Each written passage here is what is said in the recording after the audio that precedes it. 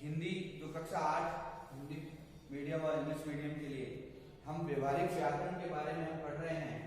और बच्चों, व्यवहारिक व्याकरण को जानने के लिए उसके पहले हम उसके लैंग्वेज के बारे में, उसके डेफिनेशन के बारे में हमें बेहद जरूरी है जानना। विद्यार्थियों कि सबसे पहले भाषा, आपका एक टॉपिक आता है व्यवहारिक व्याकरण में। व्यवहारिक व्याकरण में आपका पहला टॉपिक होता है कि भाषा किसे कहते हैं। अमूमन हर प्राणी से या किसी भी विद्यार्थी से ऐसी उम्मीद हर कोई रखता है कि भाषा किसे कहते हैं। कोई भी आपसे पूछ ले कि आप बताइए भाषा किसे कहते हैं, तो बच्चे अनायास ही उसकी जो डेफिनेशन होती है वो क्लियर नहीं दे पाते हैं। तो आज हम इस विषय में जानेंगे कि भाषा की डेफिनेशन क्या होती है, कि मानव द्वारा अपने विचारों का आदान प्रदान जिस माध्यम से करता है वह समझता है उसे भाषा कहते हैं। जनरल सी बात है कि आपने सुना, हमने कहा और आपने सुना, ये जो माध्यम है ये विचारों का माध्यम है, शब्दों का माध्यम है। मेरे मन में उत्पन्न जो विचार हैं वो विचार आपने सुने, आपने सुनकर के जो विचार उसके रिएक्ट किए, आपने उनका जो उत्तर दिया, वो जो माध्यम होता है वह भाषा के नाम से जाना जाता है। विद्यार्थियों, हमने पूर्व वीडियो में आपको इस विषय में अवगत भी कराया था कि भाषा किसे कहते हैं, कितने प्रकार की होती हैं। अब ये सब हमने जाना था, वो एक उसका पार्ट लैंग्वेज का अलग था, लेकिन हम यहाँ ये पढ़ रहे हैं कि डेफिनेशन जानने के बाद में होता है कि भाषा के जो प्रकार आपने जाने। एक बार फिर मैं इसको मौखिक रूप से रिवाइज कर देता हूँ कि परिभाषा जानने के बाद में कि दो ही प्रकार होते हैं। आपने पूर्व कक्षा में पढ़ा होगा 3 होते हैं, नहीं, इनके हम 3 रूप पढ़ेंगे। जैसे प्रयोग भाषा के प्रकार के 2 होते हैं, पहला प्रयोग के आधार पर और स्थान के आधार पर। आप जरा अपने मोबाइल की स्क्रीन को अच्छे बोर्ड से को सही देखें और इसको समझें कि कैसे क्या लिखा है। प्रयोग के आधार पर, स्थान के आधार पर। प्रयोग के आधार पर सांकेतिक, मौखिक और लिखित, और स्थान के आधार पर स्थानीय, राष्ट्रीय और अंतरराष्ट्रीय। ये जो भाषाएं जो प्रकार हैं।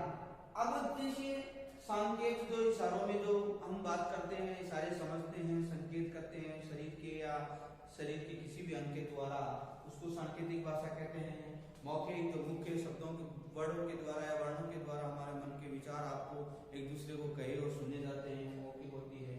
लिखित वह जो शब्दों को अपने जो कागज के ऊपर लिख करके हम किसी को प्रेषित करते हैं या अपने मन के उद्गार लिख करके व्यक्त करें, उसको लिखित कहते हैं। ये आती है प्रयोग के आधार पर। ये आता है स्थान के आधार पर। स्थानीय भाषा जो होती है हमारा जो रूरल जो स्थानीय क्षेत्र है जहां हम रह रहे हैं, हर प्राणी अलग अलग स्थानों पर रहता है, उनकी एक अपनी मदर लैंग्वेज होती है, स्थानीय मदर लैंग्वेज जिसको हम कह सकते हैं। जैसे यहाँ हम शेखावाटी रह रहे हैं तो यहाँ पर मिश्रित हिंदी खिचड़ी भाषा जो बोली जाती है वो स्थानीय भाषा होगी, जिसको हम बोलते हैं रूरल लैंग्वेज। क्या बोलते हैं? Rural language. ये होती है राष्ट्रीय भाषा, जो कि राष्ट्रीय भाषा हुआ होती है जो नेशनल लैंग्वेज के नाम से, जो कि एक प्रत्येक राष्ट्र की अपनी एक लैंग्वेज होती है। हमारा देश भी एक राष्ट्र है और राष्ट्र है तो इसकी भी एक नेशनल लैंग्वेज है, वो है हिंदी। और हिंदी के साथ प्रयोग के साथ अंग्रेजी भाषा का भी बोलबाला हमारे यहाँ ज्यादा देखने को मिलता है। तो मोस्टली हमारे यहाँ 14 सितंबर 1949 को संविधान के द्वारा ये प्रस्ताव हमारे अग्रणी नेताओं के द्वारा ये तय किया गया कि राष्ट्रभाषा हिंदी को भी इसमें क्या है मान्यता दी जाती है, तो नेशनल लैंग्वेज होगी। अब आता है अंतरराष्ट्रीय भाषा। विद्यार्थियों, अंतरराष्ट्रीय भाषा वह होती है जिसको इंटरनेशनल लैंग्वेज के नाम से भी जानते हैं।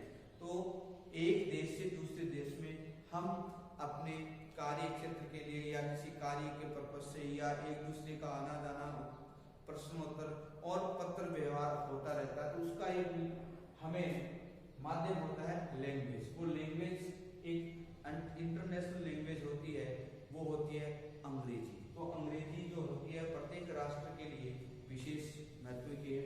इससे आप उनको समझने का प्रयास एक बार फिर करें। अब आती है बात मुख्य मुद्दे की। विद्यार्थियों, ये जो भाषा के बारे में आपने जाना, परिभाषा, इसके प्रयोग, प्रकार, वो सब, लेकिन आपसे पूछ लिया जाता है कि भाषा की उत्पत्ति कहाँ से हुई, कैसे हुई, किस शब्द से हुई और इसका अर्थ क्या होता है। ये भी बहुत इंपॉर्टेंट है क्योंकि भाषा शब्द की उत्पत्ति संस्कृत के भाष धातु से हुई है जिसका अर्थ होता है व्यक्त वाणी। अब विद्यार्थियों, ये संस्कृत सभी भाषाओं की जननी कहा गया है, माना गया, ऐसे हमारे शास्त्र माने गए हैं, माने हैं शास्त्रों में। अब अगर भाष का मतलब तो उत्पन्न व्यक्त वाणी, अब जो भी जैसा जीव होता है वह वाणी वैसे ही बोलता है। इस संस्कृत के माध्यम से व्यक्त वाणी धातु भाष से इनका निर्माण होता है। तो आप ये भी इसको देख लें।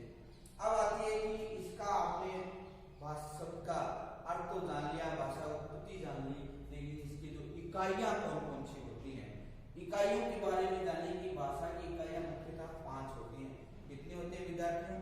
5 होती हैं। अब 5 इकाइयां कौन कौन सी होती है आपने छोटी कक्षाओं में भी जाना होगा, लेकिन अब जो समय के अंतराल आप आगे कक्षाओं में जा रहे हैं उसी के अकॉर्डिंग अगर हम समझेंगे कि इनके 5 रूप होते हैं या प्रकार होते हैं, लेकिन इनका हम कैसे इनकी डेफिनेशन और किस प्रकार से हमें इनको यूजुअल बनाना है, कैसे इसको यूज में लेना है। पहला आता है ध्वनि।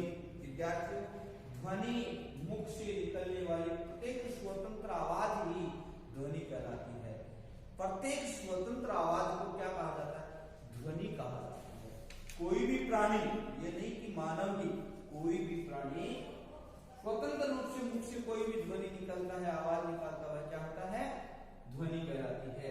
जैसे कोई भी जैसे जीव जंतु गुनगुनाता है, कोई तो आवाज निकलती है, साउंड जिसको बोलते हैं। अब आता है ध्वनि के बाद में वर्ण। भाषा की सबसे छोटी इकाई को वर्ण कहते हैं, मुख से उच्चारित। इसकी डेफिनेशन में सुना देता हूं आपको कि मुख से उच्चारित वह छोटी से छोटी ध्वनि जिसका अंतिम रूप से टुकड़े या विभाजन नहीं होता उसे वर्ण कहते हैं। तो इसमें शॉर्ट ऑब्जर्वेशन क्या हुई, डेफिनेशन क्या हुई कि भाषा की सबसे छोटी इकाई वर्ण कहलाती है। जैसे क, ख, ग, घ, पूरे जो वर्ण होते हैं वो सबसे छोटी इकाई में के रूप में जाने जाते हैं। अब आता है तीसरा हमारा होता है शब्द। अब वर्णों से देखो, एक कड़ी से दूसरी कड़ी जुड़ी हुई है, तो वर्णों के सार्थक समूहों को क्या बोला मैंने? शब्द क्या कहलाता है? वर्णों के सार्थक समूहों को क्या कहते हैं?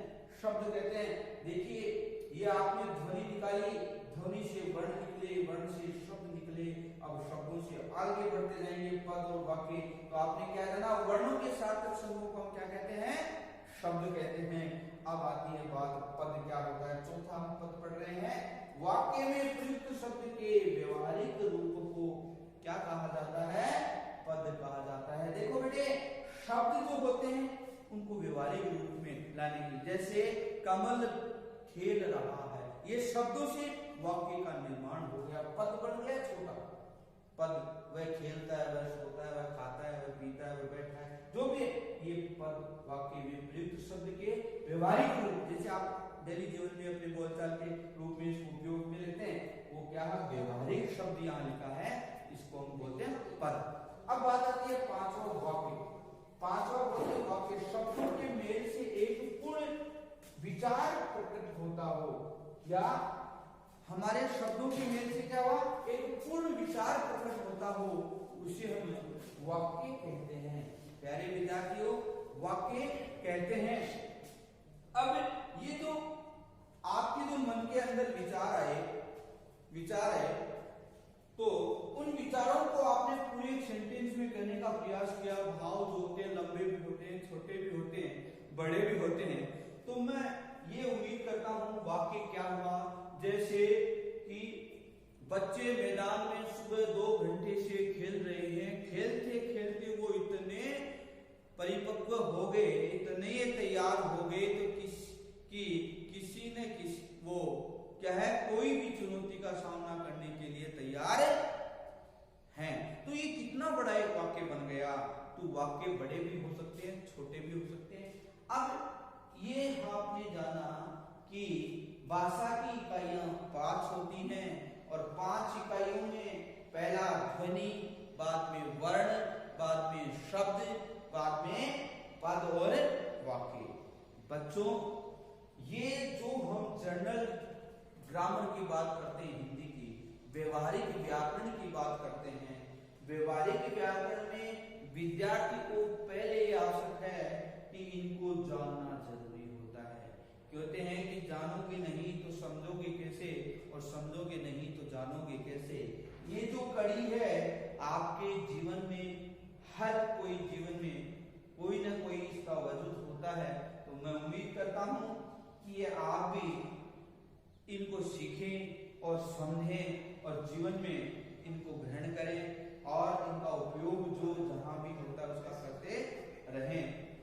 तो आपको इसको अच्छे से समझना है और मैं उम्मीद करता हूं कि आप इसको मोबाइल पे इसकी स्क्रीनशॉट ले लें और इसको नोटबुक में अच्छे से करना भी है। तो आप इसको नोटबुक में नोट करके और तैयार करना है। आज के लिए इतना ही, धन्यवाद।